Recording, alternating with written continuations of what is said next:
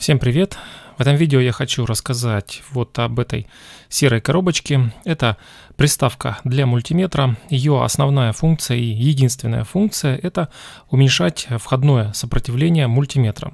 Всем известно, что у мультиметров обычно входное сопротивление порядка 10 мегаом. А вот эта приставка, эта серая коробочка, уменьшает входное сопротивление мультиметра до примерно 3 килоом. Но зачем это может потребоваться?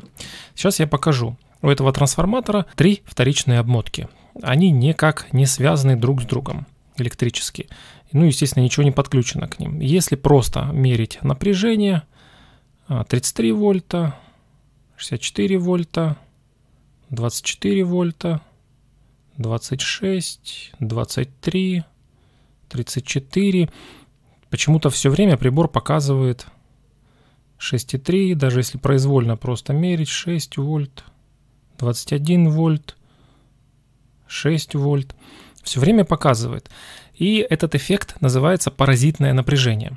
Этот эффект встречается не только в трансформаторах, но также и в кабельных линиях, где, например, 2 кабеля проложены параллельно, и по одному кабелю течет ток, а другой вообще не подключен. И на втором кабеле может присутствовать напряжение, и довольно-таки высокое напряжение. Но ток там будет, конечно же, очень-очень маленький. И это может иногда вводить в заблуждение и даже пугать. То есть ты проверяешь неподключенный кабель, а на нем напряжение. И ты думаешь, наверное, где-то что-то замкнуло, пробило, нужно всю проводку смотреть, раскрывать, все проверять, переделывать. На самом деле это просто паразитное напряжение. Происходит этот эффект из-за емкости проводов. Собственно, то же самое и в трансформаторе. Так как кроме индуктивности у обмоток трансформатора есть еще и емкость. Именно из-за этой емкости на обмотках, которые не подключены друг к другу, появляется напряжение.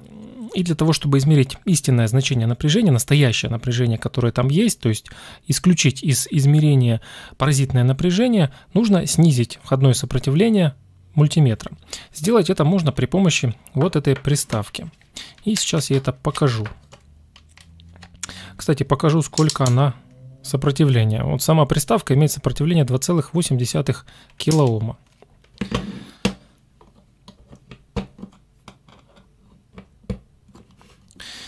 И вот теперь смотрим. Здесь, как я уже сказал, 3 обмотки. Одна обмотка имеет отвод от середины. 33 вольта, 62 вольта, 63. То есть это вот та самая обмотка с отводом. Вот по 30 вольт. По 30 вольт. Следующее.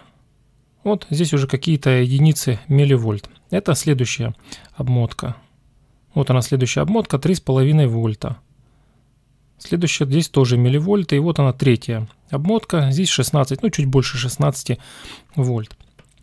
Вот таким вот образом эта приставка помогает исключить из измерения паразитное напряжение. Но на самом деле она не только низкие напряжения можно измерять при помощи этой приставки. Можно, например, также замерить и входное напряжение. Вот сейчас 237 вольт. И зрители, которые знают закон Ома, могут подумать, а как же так? Сопротивление у этой приставки всего 3 килоома, а при напряжении 237 вольт в этой приставке будет рассеиваться мощность порядка 18 ватт. Неужели я туда засунул резистор мощностью 18 ватт? Поэтому давайте я вам покажу, как устроена эта приставка. На самом деле она устроена достаточно просто. Там всего 2 детали. Итак, понятно, входные и выходные клеммы соединены, и между ними включен термистор. Именно благодаря термистору, это PTC-термистор, то есть положительный, при нагревании он увеличивает свое сопротивление. Именно благодаря этому термистору можно измерять как низковольтные цепи, так и высоковольтные цепи.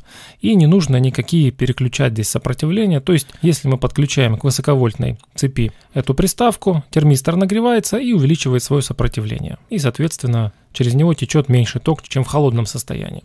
Также вы можете здесь заметить в термоусадке дополнительный резистор. Это не просто токоограничивающий резистор, это специальный плавкий резистор. Он нужен здесь для защиты на случай, если произойдет, например, пробой термистора, какое-то замыкание, то чтобы здесь не произошел бабах, чтобы не загорелось ничего, этот резистор, он сработает как предохранитель, то есть он просто тихо перегорит. Я повторю, это специальный резистор, это необычный металлопленочный или карбоновый резистор. Это специальный плавкий резистор.